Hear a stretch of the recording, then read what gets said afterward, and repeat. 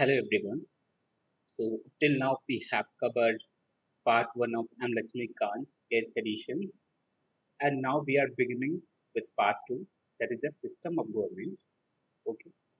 In this part, we will deal from chapter number 13 to 17. Okay. And we will begin with chapter number 13, parliamentary system. So let's begin. Okay. Chapter 13, parliamentary system. अब अगर हम constitution of India की बात करें तो हमें parliamentary form of government provide करता है. Who gave us the parliamentary form of government? So our constitutions directly provide us the parliamentary form of the government. Okay?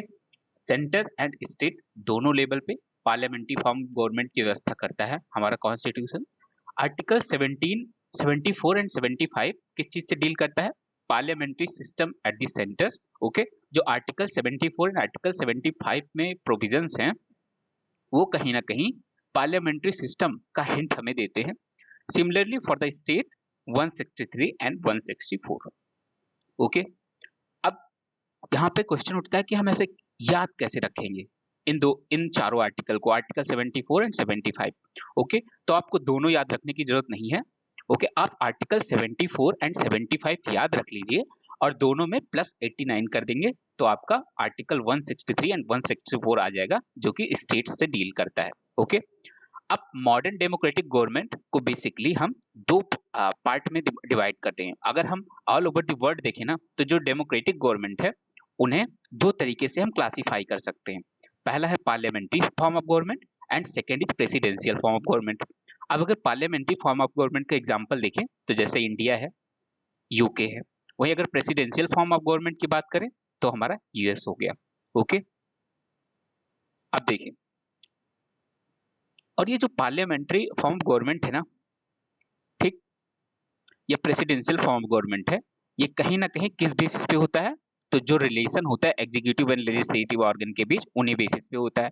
जैसे पार्लियामेंट्री फॉर्म ऑफ गवर्नमेंट की बात करें तो executive is directly responsible to the legislature, while अगर हम presidential form of government की बात करें तो एक स्ट्रिक्ट सेपरेशन ऑफ पावर होता है एग्जीक्यूटिव एंड लेजिस्लेटिव के बीच.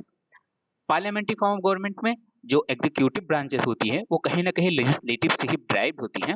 वाइल अगर हम प्रेसिडेंशियल फॉर्म ऑफ गवर्नमेंट की बात करें तो यहाँ पे जो लेजिस्लेचर होता है ना वो सेपरेट होता है एग्जीक्यूटिव से. ओके, एग्जीक्यूटिव कहीं ना कहीं लेजिस्लेचर से नहीं ड्राइव होती है.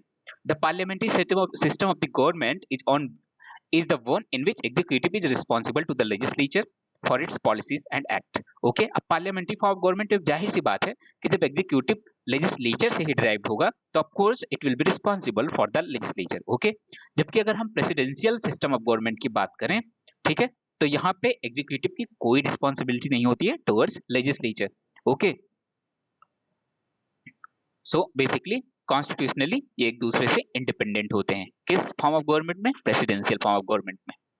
अब the parliamentary government is also known as cabinet government और रिस्पॉन्सिबल गवर्नमेंट और Westminster model and is prevalent in Japan, Canada, Britain and India. Okay, parliamentary form of government को अदर्स नेम से भी जानते हैं जैसे cabinet form of government.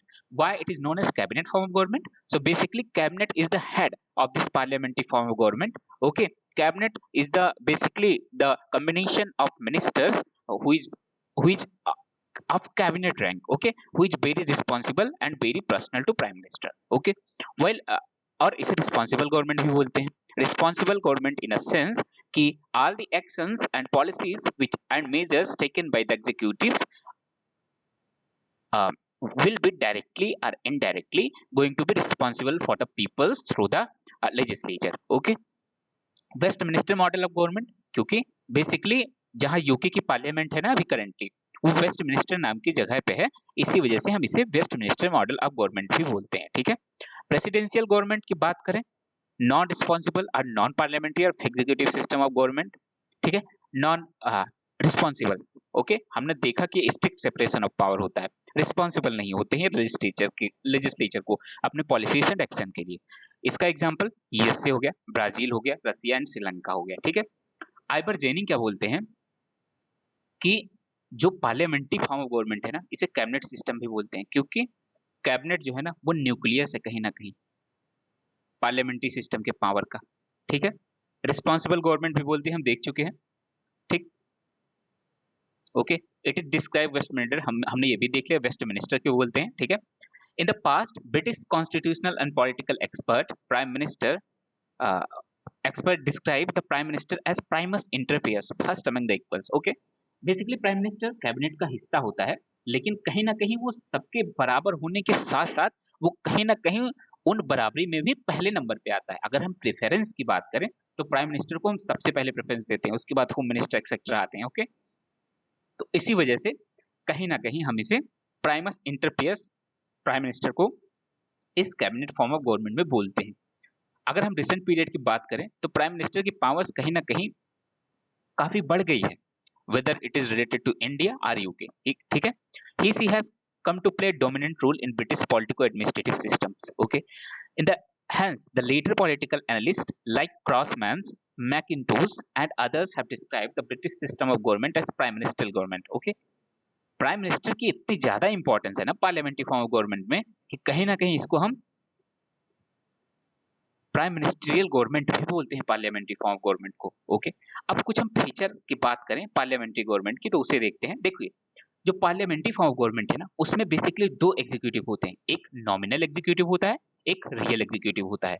Nominal executive in a sense कि ये बस नाम मात्र का होता है, इसका मोहर तो लगता है हर जगह पे, लेकिन इसके पास कोई रियल पावर नहीं होता है, ठीक है। इसके पास डी ज्यूर पावर होता है, मतलब वास्तव में पावर नहीं होता है, जबकि प्राइम मिनिस्टर जो है वो रियल एग्जीक्यूटिव है, उसके पास डी फैक्टो एग्जीक्यूटिव पावर है। ओके, जो प्रेसिडेंट है ना वो नॉमिनल एग्जीक्यूटिव होगा इंडियन स्टेट का, लेकिन बेसिकली अगर इस प्रेसिडेंट की बात करें तो ये कोई भी डिसीजन किसके सहमति से लेगा, काउंसिल ऑफ मिनिस्टर के लिए किस सहमति से लेगा।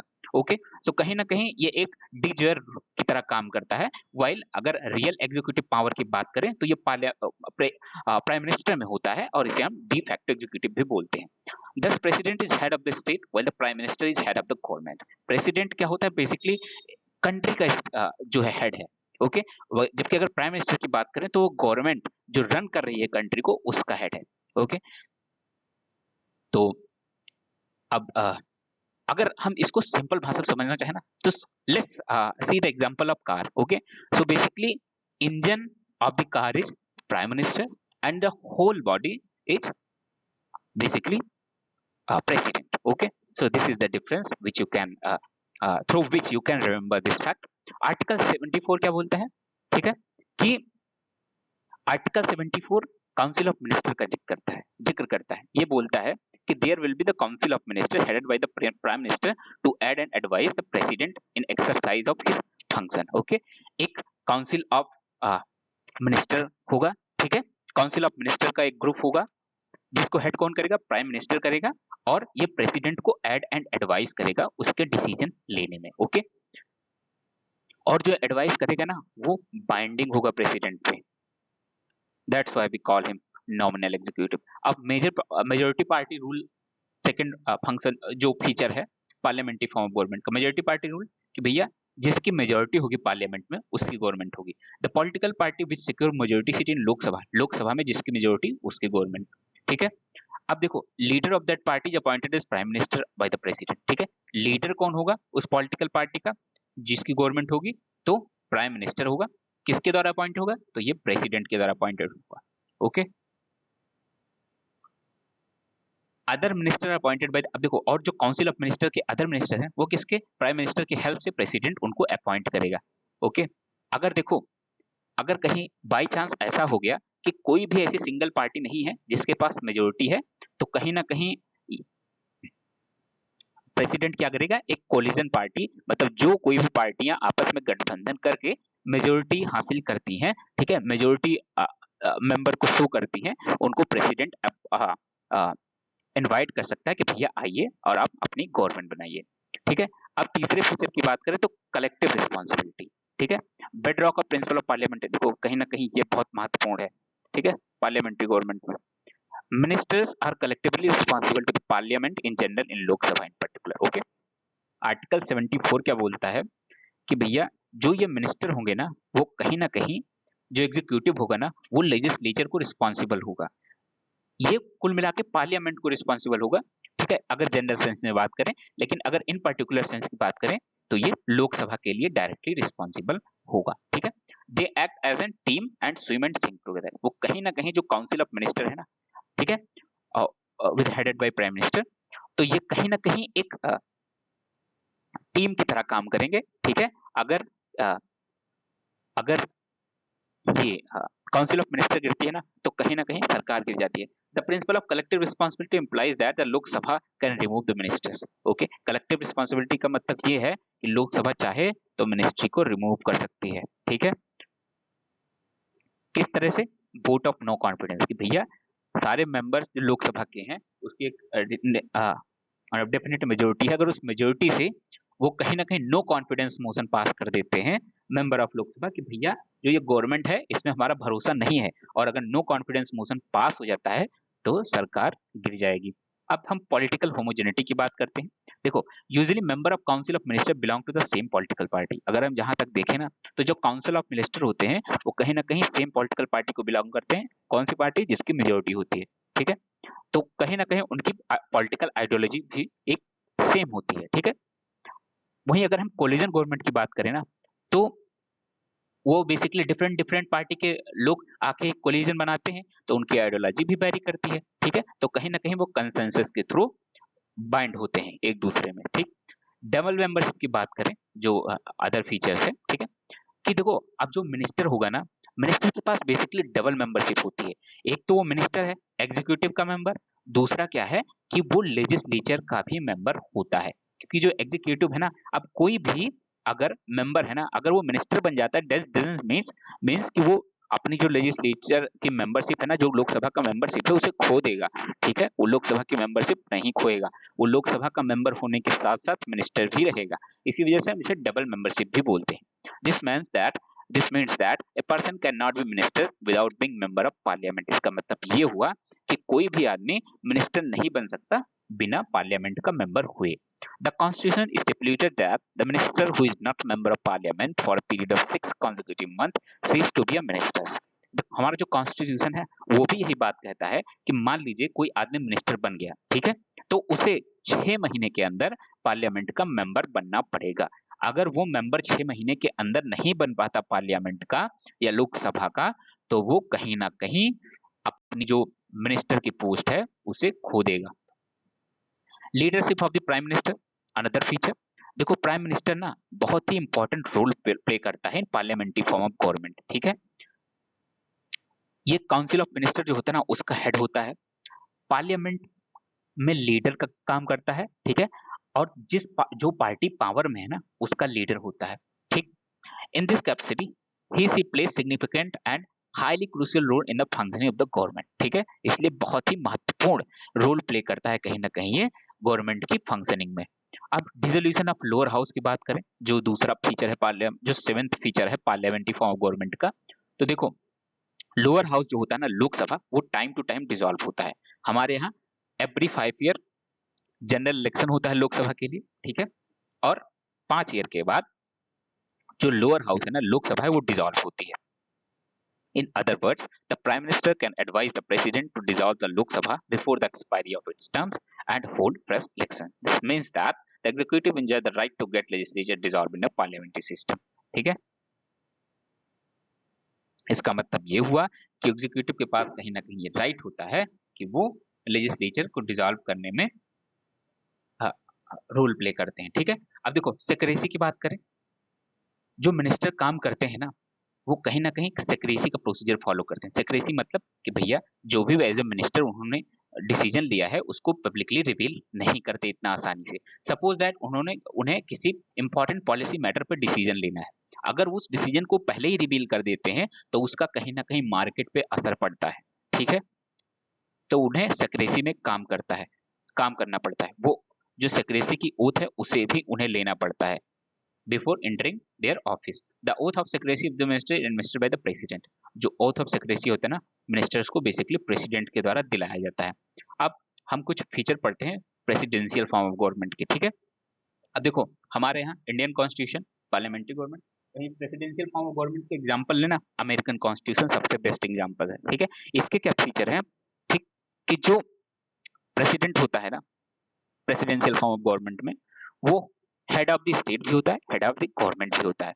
As a head of state he occupies the ceremonial. अब देखो हेड ऑफ स्टेट के तौर पे एक सेरेमोनियल पोजीशन होता है, इंडिया में भी यही है, ठीक है। लेकिन हेड ऑफ गवर्नमेंट के रूप में वो कहीं ना कहीं एग्जीक्यूटिव को हेड करता है, ठीक है। अब देखो एग्जीक्यूटिव यहाँ पे है ना, ये लेजिस्लेचर से ड्राइव होते नहीं है, तो इसमें कोई दूसरा नया मेंबर भी इंक्लूड हो सकता है, ठीक है। जैसे प्रेसिडेंट बेसिकली चाहे उसे एग्जीक्यूटिव का मेंबर बना सकता है। The president is elected by N electoral college for a fix tenure of 4 years।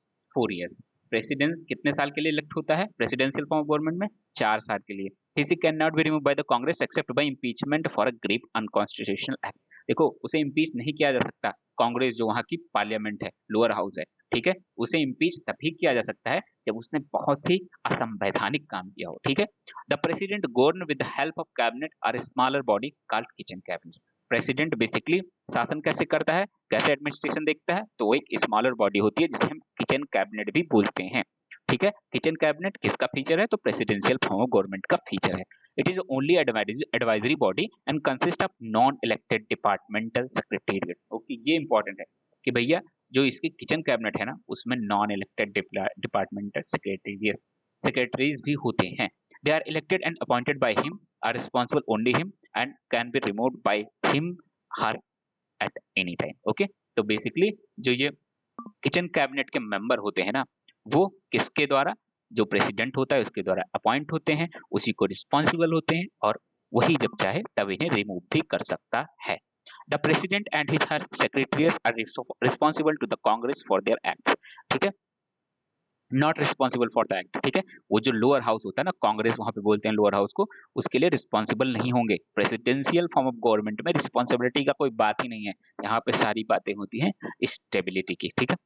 They neither possess membership in the Congress nor attend its sessions, ठीक है। यहाँ पे हमारे यहाँ जो एग्जीक्यूटिव है, लेजिस्लेचर के मेंबर्स हैं, इनके यहाँ जो एग्जीक्यूटिव है वो कांग्रेस यानी लेजिस्लेचर का मेंबर नहीं है, ना ही उसके सेशन को अटेंड करता है, ठीक है। The president can not dissolve the house of representative, the lower house of the Congress, ठीक है। प्रेसिडेंट डिसॉल्व नहीं कर सकता लोअर हाउस को, हमारे यहाँ कर सकता है। The doctrine of the separation of power is the basis of American presidential system। Okay, doctrine of separation of power है, हमारे यहाँ separation of power, strict separation of power नहीं है। एग्जीक्यूटिव जो है लेजिस्लेचर से ही ड्राइव होता है, इनके यहाँ स्ट्रिक्ट सेपरेशन ऑफ पावर है। The legislative, executive and judicial power of the government are separated and vested in the 3 independent organ. इनके यहाँ जो legislative, executive and judicial power है ना, वो 3 अलग अलग गवर्नमेंट के ऑर्गन के बीच में डिवाइड है, ठीक है। अब मेरिट की बात करें पार्लियामेंट्री फॉर्म ऑफ गवर्नमेंट की, तो देखिए कहीं ना कहीं एक हार्मनी होता है लेजिस्लेटिव और एग्जीक्यूटिव के बीच में, क्योंकि जो मेंबर है वो लेजिस्लेचर से ड्राइव हुए हैं, ठीक है। The greatest advantage of parliamentary system is that ensure harmonious relations and cooperation, harmonious relations and cooperation between legislative and executive, वही बात हो रहा है, ठीक है। Executive is a part of legislative and both are independent at work, ठीक है। Executive legislature का पार्ट होता है और इंडिपेंडेंटली वर्क करते हैं दोनों अपने अपने। As a result there is a less scope of dispute and conflict between the two bodies. इसीलिए जो डिस्प्यूट एंड कॉन्फ्लिक्ट का कॉन्सेप्ट है ना पार्लियामेंट्री फॉर्म गवर्नमेंट में बहुत कम होता है। उसके बाद आता है रिस्पॉन्सिबल गवर्नमेंट की बात करें, ठीक। रिस्पॉन्सिबल गवर्नमेंट कैसे कि भैया जो एग्जीक्यूटिव हैं वो लेजिस्लेचर से ड्राइव हुए हैं, अपने किसी भी एक्ट के लिए वो रिस्पॉन्सिबल होंगे, किसके लिए, लेजिस्लेचर के लिए। अगर वो रिस्पॉन्सिबल नहीं होंगे तो नो कॉन्फिडेंस मोशन के थ्रू जो पार्लियामेंट है वो एग्जीक्यूटिव को गिरा भी सकती है, ठीक है। प्रिवेंट डेस्पोटिज्म, ठीक है। अब ये क्या होता है, under this system executive authority is vested in a group of individual, ठीक है। एग्जीक्यूटिव अथॉरिटी जो होती है ना वो कहीं ना कहीं डिवाइड होती है काउंसिल ऑफ मिनिस्टर के बीच में, ठीक है, और किसी सिंगल पर्सन के पास नहीं होती है जैसे प्रेसिडेंशियल फॉर्म ऑफ गवर्नमेंट में है। इसी वजह से जो अथॉरिटी है ना उसका बंटवारा होने की वजह से एक डिक्टोरियल टेंडेंसी नहीं बन पाती है, ठीक है। और कहीं ना कहीं जब देखो एग्जीक्यूटिव जो है वो पार्लियामेंट को रिस्पॉन्सिबल भी होगी, ठीक है, तो उसे नो कॉन्फिडेंस मोशन के थ्रू पार्लियामेंट चाहेगी तो एग्जीक्यूटिव को गिरा भी सकती है। अब देखो रेडी अल्टरनेटिव गवर्नमेंट, इसमें एक फायदा ये भी है। रेडी अल्टरनेटिव गवर्नमेंट कैसे, देखो अगर रूलिंग पार्टी अपनी मेजोरिटी लॉस कर देती है, ठीक है, तो जो हेड ऑफ स्टेट है मतलब प्रेसिडेंट है, वो कहीं ना कहीं अपोजिशन पार्टी को इनवाइट कर सकते हैं कि भैया देखिए जो रूलिंग पार्टी है उसने अपनी मेजोरिटी लॉस कर दी है, तो आप आके अपनी सरकार बना सकते हो। This means that an alternative government can be formed without fresh election. ठीक है, बिना नया चुनाव हुए भी अल्टरनेटिव गवर्नमेंट बनाई जा सकती है पार्लियामेंट्री फॉर्म ऑफ गवर्नमेंट में। इसी वजह से डॉक्टर जेनिंग्स क्या बोलते हैं कि leader of the opposition is the alternative prime minister. Okay, अब फिफ्थ प्रोविजन की बात करें तो वाइडर रिप्रेजेंटेशन, इसका एक और बेनिफिट है। देखो पार्लियामेंट्री सिस्टम में क्या है ना, कि जो एग्जीक्यूटिव है वो ग्रुप ऑफ इंडिविजुअल से मिलकर बना बना होता है। ठीक है, इसलिए पॉसिबल है कि कहीं ना कहीं जब कई लोग होंगे एग्जीक्यूटिव में ना, तो पॉसिबल है कि जो प्राइम मिनिस्टर है वो डिफरेंट डिफरेंट सेक्शन के लोगों को अपॉइंट कर सकता है एग्जीक्यूटिव में। ठीक है, लेकिन ठीक, तो पार्लियामेंट प्राइम मिनिस्टर ना सिलेक्ट करने से पहले इन सारे फैक्टर को कि भैया वाइडर रिप्रेजेंटेशन हो, तो उसी हिसाब से वो एग्जीक्यूटिव को सिलेक्ट भी कर सकता है। अब देखो कुछ डिमेरिट भी है पार्लियामेंट्री सिस्टम के। डिमेरिट क्या है? एक है अनस्टेबल गवर्नमेंट। भाई लेजिस्लेचर का जब मन करेगा तो नो कॉन्फिडेंस मोशन पास करके गिरा देगा, तो कहीं ना कहीं अनस्टेबिलिटी भी बनी रहती है। There is no guarantee that government can survive its tenure. The minister depends on the mercy of majority legislature for their continuity and survival in office. Okay, no confidence motion pass करके भैया, या political defection या multi या फिर evil या multi party collision के through government को unstable किया जा सकता है। गवर्नमेंट जैसे देखो, गवर्नमेंट जो मोरारजी देसाई हेड कर रहे थे, ठीक है, हाँ, चरण सिंह की गवर्नमेंट, बीपी सिंह की गवर्नमेंट, चंद्रशेखर की गवर्नमेंट, देव गौड़ा आई के गुजरात। ठीक है, तो ऐसे कुछ अनस्टेबल गवर्नमेंट के एग्जाम्पल हैं जिन्हें कहीं ना कहीं गिराया गया था। No continuity in policy. देखो भैया, अब किसी पॉलिटिकल पार्टी की आइडियोलॉजी अपनी होती है, ठीक है, अब उसके काम करने का अप्रोच अलग होता है। अब मान लो कि कोई नई पार्टी आती है, पहले मान लो कि कोई लेफ्ट विंग की पार्टी थी, ओके, तो उसका काम करने का तरीका अलग था, वो कहीं ना कहीं लेबर सेंट्रिक पॉलिसीज बनाती थी। अब मान लो कि कोई राइट विंग की पार्टी आ गई, राइट विंग की पार्टी आई नेक्स्ट ईयर 5 साल के बाद, ठीक है, जब इलेक्शन हुआ, वो कैपिटलिस्ट अप्रोच रख के चलेगी। ठीक है, पूंजीपतियों का कहीं ना कहीं थोड़ा फायदा देखेगी। तो जो पहली पॉलिसी जो पहली वाली गवर्नमेंट ने शुरू की थी ना, लेबर इंटेंसिव, वो कहीं ना कहीं बिजनेस इंसेंटिव हो जाएगी बाद में। ठीक है, बिजनेसमैन इंसेंटिव हो जाएगी। तो कहीं ना कहीं एक पॉलिसी की जो कॉन्टिन्यूटी होनी चाहिए ना, वो नहीं हो पाती है किसमें, इस पार्लियामेंट्री फॉर्म ऑफ गवर्नमेंट। ठीक है, अब देखो, the parliamentary system is not conductive for the formulation and implementation long term policy. ठीक है, लॉन्ग टर्म पॉलिसी के लिए कहीं ना कहीं ये बहुत ज्यादा इसका फायदा नहीं है पार्लियामेंट्री फॉर्म ऑफ गवर्नमेंट का, क्योंकि हर कोई चाहता है कि हम कुछ ऐसी पॉलिसीज बनाएं जिसका जो इम्पैक्ट हो शॉर्ट टर्म में दिखे। ठीक है, जिससे हम नेक्स्ट इलेक्शन में फिर दोबारा जीत के आए शासन में। ठीक है, इसी वजह से जो इसका लॉन्ग टर्म विजन होता है उसका कहीं ना कहीं अभाव होता है। This is due to the uncertainty of the tenure of the government. A change in the ruling party is usually followed by change in the policies of the government. ठीक है, हम बात कर चुके हैं इसके बारे में। जैसे देखो, जनता government headed by Morarji Desai 1977 reversed a large number of policy of the previous Congress government. Okay, the same repeated by the Congress government after came it back into the power. तो कहीं ना कहीं जो जनता दल की गवर्नमेंट थी और कांग्रेस पार्टी की government थी, ये दोनों एक दूसरे के पावर पॉलिसीज को जब आती थी तो हटा देती थी, अपनी पॉलिसी शुरू कर देती थी। तो इसी वजह से जो पॉलिसी की कंटिन्यूटी होती है वो बहुत कम चांस होता है कि पार्लियामेंट्री सिस्टम में रहे। ठीक है, उसके बाद डिक्टेटरशिप ऑफ कैबिनेट। देखो, अगर रूलिंग पार्टी जो है ना, अगर उसे एब्सोल्यूट मेजोरिटी है पार्लियामेंट में, ठीक है, तो कहीं ना कहीं मन मर्जी से अपना काम करेगी वो। ठीक है, भाई एब्सोल्यूट मेजोरिटी है, कोई भी कॉन्स्टिट्यूशनल अमेंडमेंट करना हुआ तो या 2/3 मेजोरिटी से कर देंगे। ठीक है, तो कहीं ना कहीं अगर इसके पास एब्सोल्यूट मेजोरिटी है ना गवर्नमेंट के पास, बहुत डिस्पोटिक भी हो सकती है। ठीक है, एस जे लक्की कहते हैं कि the parliamentary system gives the executive an opportunity for tyranny. ठीक है, रामसर म्यूर क्या बोलते हैं, ब्रिटिश हिस्टोरियन जो थे, वो बोलते हैं कि कहीं ना कहीं dictatorship of the cabinet swap हो सकता है। ठीक है, phenomena was witness during the era of Indira Gandhi and Rajiv Gandhi. Rajiv Gandhi Indira Gandhi ji की गवर्नमेंट में मेजोरिटी थी भाई, तो कहीं ना कहीं ये चीज हमें जो डिक्टोरियल टेंडेंसी है ना उसे देखने को मिली थी। करंट गवर्नमेंट आप देख सकते हैं। ठीक है, उसके बाद against the separation of power की बात करते हैं। ठीक है, अब देखो, पार्लियामेंट्री सिस्टम में ना लेजिस्लेचर एंड एग्जीक्यूटिव कहीं ना कहीं इनसेपरेबल होते हैं, एक दूसरे से ही ड्राइव होते हैं। ठीक है, तो कैबिनेट कहीं ना कहीं एक सीढ़ी की तरह काम करती है लेजिस्लेचर के लिए एंड एग्जीक्यूटिव के लिए। ठीक, as department as Begot point out, the cabinet is hyphen that joins the buckle that binds the executive. Cabinet ना कहीं हाइफेंस का काम करती है, जो कि एग्जीक्यूटिव एंड जो लेजिस्लेचर है उसको ज्वाइंट करती है। ठीक है, इसी वजह से जो सारा सिस्टम है ना गवर्नमेंट का, वो कहीं ना कहीं सेपरेशन ऑफ पावर के अगेंस्ट में है। ठीक, लेकिन अगर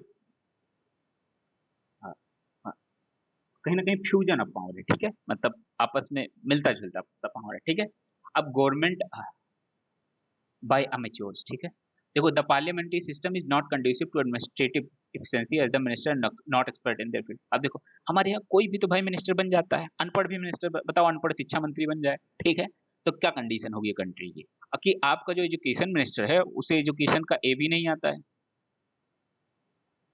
तो एक्सपर्ट तो है नहीं मिनिस्टर, तो कहीं ना कहीं कंड्यूसिव नहीं है। ठीक है, एमेच्योर गवर्नमेंट भी हो सकती है। The prime minister has limited choice in selection of the minister. देखो प्राइम मिनिस्टर के पास बहुत लिमिटेड लिमिटेड चॉइस है, किन किन को सिलेक्ट कर सकता है। ठीक है, कि भैया उसको किस किन में से सिलेक्ट करने हैं, तो जो मेंबर ऑफ पार्लियामेंट है उन्हीं में से सिलेक्ट करने हैं। ठीक है, 545 में 46 में छाटना पीटना हो जो कुछ भी भाई कर लो अपना। ठीक है, इससे ज्यादा तो कुछ कर नहीं सकते आप।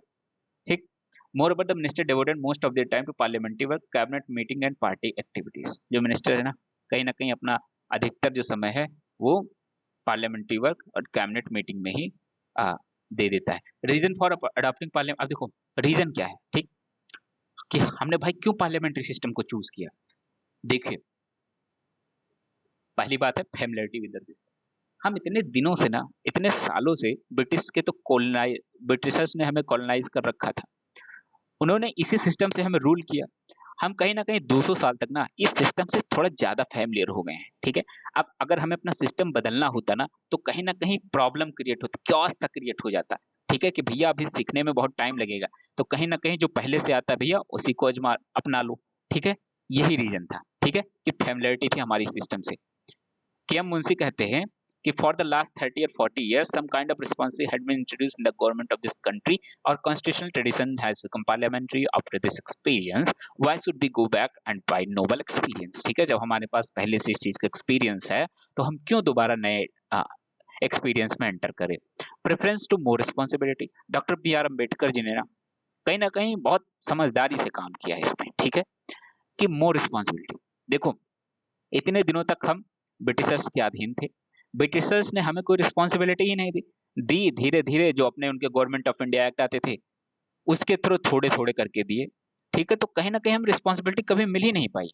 ठीक, तो हम रिस्पॉन्सिबिलिटी के लिए तरसते थे, ये था। इसी वजह से डॉक्टर बी आर अम्बेडकर ने जब देश स्वतंत्र हुआ तो बोला कि भैया अब रिस्पॉन्सिबिलिटी हमारा हक बनता है। ठीक है, इसी वजह से ठीक कहीं ना कहीं रिस्पॉन्सिबिलिटी को इन्होंने ज्यादा प्रेफरेंस दिया। अब देखो doctor B R Ambedkar pointed out in the constituent assembly that a democratic executive must satisfy two condition. जो डेमोक्रेटिक एग्जीक्यूटिव है उसे दो कंडीशन जब आवश्यक रूप से सेटिस्फाई करना होता है, जैसे स्टेबिलिटी हो और रिस्पॉन्सिबिलिटी हो। Unfortunately it has not been possible so far to devise a system which can ensure both equal degree. हालांकि ये बहुत कठिन है ना कि हम कोई ऐसा डिवाइस बनाएं, कोई ऐसा टाइप ऑफ गवर्नमेंट बना दें जिसमें स्टेबिलिटी भी हो और रिस्पॉन्सिबिलिटी भी हो। एक जाएगा दूसरा आएगा, दूसरा जाएगा एक आएगा। ठीक, the American system gave more stability but responsibility. American system की बात करें, प्रेसिडेंशियल फॉर्म ऑफ गवर्नमेंट की स्टेबिलिटी ज्यादा है लेकिन रिस्पॉन्सिबिलिटी कम है। पार्लियामेंट्री सिस्टम की बात करें, रिस्पॉन्सिबिलिटी ज्यादा है लेकिन स्टेबिलिटी कम है। ब्रिटिश सिस्टम की बात करते हैं, देखो रिस्पॉन्सिबिलिटी ज्यादा है बट स्टेबिलिटी लेस है। The draft constitution recommending the parliamentary system of the executive has prepared more responsibility to more stability. Okay, इसी वजह से जो हमारा ड्राफ्टिंग कॉन्स्टिट्यूशन है ना उसने कहीं ना कहीं जो रिस्पॉन्सिबिलिटी है उसको preference the over the stability. ठीक है, अब देखो तीसरा रीजन क्या है कि कहीं ना कहीं हम एग्जीक्यूटिव और लेजिस्लेचर जो है ना इसके बीच में जो कॉन्फ्लिक्ट होता है उसको अवॉइड कर सकें, इस वजह से भी हमने पार्लियामेंट्री फॉर्म ऑफ गवर्नमेंट को चुना। The framer of the constitution wanted to avoid a conflict between the legislature and executive which are bound to occur in the presidential system prevalent in USA.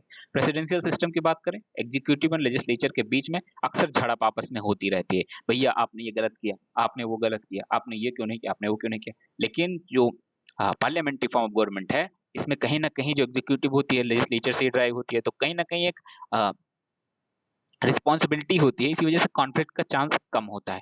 They thought that an infant democracy could not afford to take the risk of a perpetual cleavage. जो हमारे constitution maker थे ना, उन्होंने सोचा कि भैया अभी जो हमारी नई नई डेमोक्रेसी बनी है वो कहीं ना कहीं ये जो कॉन्फ्लिक्ट है ना एग्जीक्यूटिव लेजिस्लेटिव और लेजिस्लेटिव के बीच में प्रेसिडेंशियल सिस्टम में, उसको झेल नहीं पाएगी।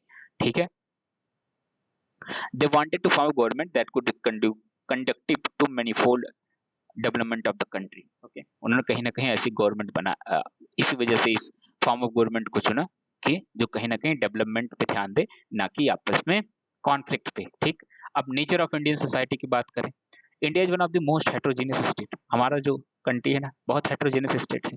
ठीक है, अलग अलग सोसाइटी का मिक्सचर है। ठीक है, different caste, creed, religion, sex. ठीक है, तो ऐसे लोगों का जो मिक्सचर है। Hence, the constitution maker adopted the parliamentary system as it offer greater scope for giving representation to various sections, interest and region in the government. इसी वजह से जो हमारे कॉन्स्टिट्यूशन मेकर थे ना, उन्होंने पार्लियामेंट्री फॉर्म ऑफ गवर्नमेंट को चुना ताकि जो डाइवर्सिटी है ना उसको इस गवर्नमेंट के अंदर इनकलकेट किया जा सके by giving representation to the various section of the society. This promote a national spirit among the people and build a united India. और ये कहीं ना कहीं ये स्पिरिट एक नेशनल इंटीग्रिटी को प्रमोट करेगा। ठीक है, एक यूनाइटेड इंडिया बनाने में हेल्प करेगा। Whether the parliamentary system should be continued or should be replaced by the presidential system has been pointed of the discussion and debate in the country since। अब देखो, क्या हम पार्लियामेंट्री फॉर्म ऑफ गवर्नमेंट को presidential form से replace कर सकते हैं, इसके बारे में भी काफी डिबेट हुआ। ठीक है, this matter was considered in detail by Swaran. देखो, सोरेन सिंह कमेटी जो थी ना, कांग्रेस ने अपॉइंट किया था 1975 में, फंडामेंटल ड्यूटीज वाली, याद होगा आपको। तो इस कमेटी ने क्या ओपाइन किया, अपना ओपिनियन दिया कि parliamentary system has been doing well and hence इसने कहा कि भैया पार्लियामेंट्री सिस्टम है वो बहुत अच्छा काम कर रहा है हमारी कंट्री में। ठीक है, इसी वजह से प्रेसिडेंशियल सिस्टम की कोई जरूरत नहीं है। ठीक है, आप देखो, ठीक, तो ये बात हुई। अब हम कहीं ना कहीं जो Indian parliamentary form of government है और ब्रिटिश का पार्लियामेंट्री फॉर्म ऑफ गवर्नमेंट है उसके बीच में एक डिफरेंस को समझते हैं। ठीक है, the parliamentary system of the government in India is directly based on British parliamentary system. ठीक है, जो हमारा पार्लियामेंट्री सिस्टम है ना वो कहीं ना कहीं ब्रिटिश पार्लियामेंट्री सिस्टम पर ही बेस्ड है।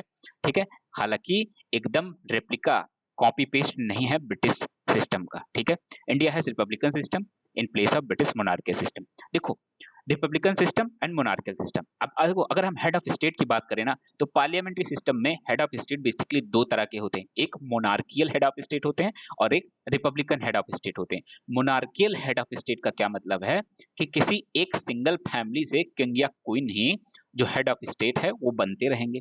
ठीक है, जो नॉमिनल या डिजोर पावर वाला जो हेड ऑफ स्टेट होगा वो कहीं ना कहीं सिंगल फैमिली से जब होगा तो हम उसे मोनार्कियल हेड ऑफ स्टेट बोलेंगे। रिपब्लिकन हेड ऑफ स्टेट में क्या है कि जो हमारा प्रेसिडेंट होगा, डिजोर मतलब जिसके पास नॉमिनल पावर होगा प्रेसिडेंट, उसके उसका जो है चुनाव होगा। ये कहीं ना कहीं अपने आप में शो करता है कि जो हमारी पब्लिक पब्लिक ऑफिसेस है ना वो हर एक इंडिविजुअल के लिए ओपन है। ठीक है, in other word, head of state in India the president is elected while the head of state in Britain, ठीक है, एंजॉय हेड पोजीशंस। ठीक है, हमने देख लिया। The British system is based on the doctrine of sovereignty of parliament. British system की बात करें, वहां का पार्लियामेंट ही सब कुछ है, वो चाहे तो कुछ भी कर सकता है, कॉन्स्टिट्यूशन को चुटकी बजा के बदल सकता है ब्रिटिश का parliament. Okay, while the parliament is not supreme. हालांकि इंडिया की बात करें, पार्लियामेंट सुप्रीम नहीं है। हमारे यहाँ कौन सुप्रीम है? कॉन्स्टिट्यूशन। उनके यहाँ पार्लियामेंट सुप्रीम है। In India and enjoy limited restricted power due to Britain. हमारे यहाँ रिटन कॉन्स्टिट्यूशन का कॉन्सेप्ट है, इसी वजह लिमिटेड पावर एंजॉय करता है पार्लियामेंट्री सिस्टम। ठीक है, फेडरल सिस्टम का हमारे यहाँ कॉन्सेप्ट है, जुडिशियल रिव्यू है। ठीक है, तो इन सब की वजह से कहीं ना कहीं लिमिटेड पावर हो जाते हैं किसके? पार्लियामेंट के। In Britain the prime minister should be member of lower house. देखो, ब्रिटेन में क्या है ना कि प्राइम मिनिस्टर को जरूरी ही है कि वो लोकसभा यानी लोअर हाउस का मेंबर होना चाहिए। ठीक है, मतलब हाउस ऑफ कॉमन्स, वहां पे लोकसभा को बोलते हैं house of Commons. Okay, of the parliament. In India का क्या सिस्टम है कि भैया जो प्राइम मिनिस्टर है वो किसी भी हाउस से हो सकता है। एग्जाम्पल के लिए मनमोहन सिंह जी को देख लीजिए, हमारी जो इंदिरा गांधी जी थी उनको देख लीजिए, ये सब कहीं ना कहीं अपर हाउस के मेंबर थे। Usually the member of the parliament alone are appointed as a minister in Britain. ठीक है, जनरली क्या होता है कि जो मेंबर होता है ना पार्लियामेंट का, वही मिनिस्टर अपॉइंट होता है, जबकि इंडिया में नहीं है। कोई भी आदमी जो पार्लियामेंट का मेंबर नहीं है वो भी मिनिस्टर हो सकता है, हालांकि उसे मिनिस्टर बनने के 6 महीने के अंदर, ठीक है, पार्लियामेंट की मेंबरशिप लेनी होगी। हमारे यहाँ बिना मेंबर ऑफ पार्लियामेंट हुए भी कोई आदमी मिनिस्टर रह सकता है 6 मंथ में, जबकि ब्रिटेन में ऐसा नहीं है। ब्रिटेन में अगर 1 मिनट के लिए भी मिनिस्टर रहना है तो आप कहीं ना कहीं आपको पार्लियामेंट यानी लोअर हाउस की मेंबरशिप चाहिए ही चाहिए। Usually the member of parliament alone are appointed as a minister in Britain. ठीक है, ठीक है। तो मैंने एक कॉन्सेप्ट ये देख लिया फोर्थ वाला। Britain has a system of legal responsibility of the minister while India has no such system. Britain में क्या है ना कि जो मिनिस्टर है उनकी लीगल रिस्पांसिबिलिटी है। जब हेड ऑफ स्टेट किसी चीज पर साइन करता है तो साथ ही साथ में जो मिनिस्टर है ना वो भी साइन करते हैं वहां पे। ठीक है, unlike in Britain the minister India, देखो हमारे यहाँ जो मिनिस्टर है ना वो कहीं ना कहीं लीगल रिस्पॉन्सिबिलिटी उनके पास नहीं है। जब हेड ऑफ स्टेट किसी एक्ट पे साइन करेगा ना तो मिनिस्टर का भी साइन बगल में नहीं होता है। शैडो कैबिनेट का कॉन्सेप्ट है, ठीक है, ब्रिटिश कैबिनेट सिस्टम में। ठीक है, it is form by the opposition party to, देखो शैडो कैबिनेट क्या होता है कि ऑपोजिशन पार्टी कहीं ना कहीं एक पैरेलल गवर्नमेंट बना लेती है। ठीक है, कि भैया जो रूलिंग कैबिनेट है ना उसको बैलेंस करने के लिए सामने एक गवर्नमेंट और रहती है जिसे शैडो कैबिनेट भी बोलते हैं। ठीक है, ताकि जब फ्यूचर में इलेक्शन हो और चुने जाएं तो प्रिपेयर रहें ऑफिस संभालने के लिए। हमारे यहाँ कॉन्सेप्ट नहीं है। अच्छा, इनके यहाँ कॉन्सेप्ट ये बहुत काफी अच्छा भी है ना कि देखो भैया जो अपोजिशन में उनको उसको भी एक्सपीरियंस होता रहता है साथ ही साथ में कि जब वो आएगा तो काम कैसे करेगा। हमारे यहाँ तो कोई भी भैया बन जाता है मिनिस्टर। ठीक है, पैसा फेंक तमाशा देख वाला सीन है।